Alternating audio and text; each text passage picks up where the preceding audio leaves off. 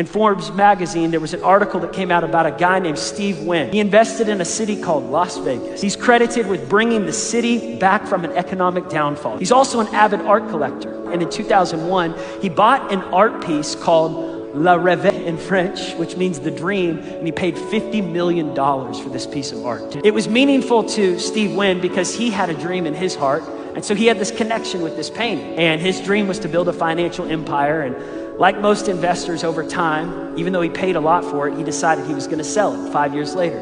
The reason he decided to sell it is because someone offered $139 million for this painting. So he accepted the payment, but he said, let me have one last night with this painting. So he threw a party called the Dream Party, that he was selling this painting, The Dream. And at the party, he lost his balance. He was kind of being reckless, and he accidentally put his arm through the painting, ripping the painting that was worth $139 million, ripped to shreds. You would have thought he counted this as a massive loss, but what he did next was amazing.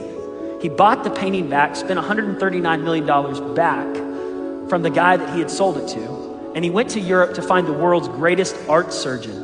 The surgeon said, I can repair the dream. When he was through with the painting, you couldn't even tell that it had been torn. And incredibly, Steve Wynn turned around and sold the painting for $155 million.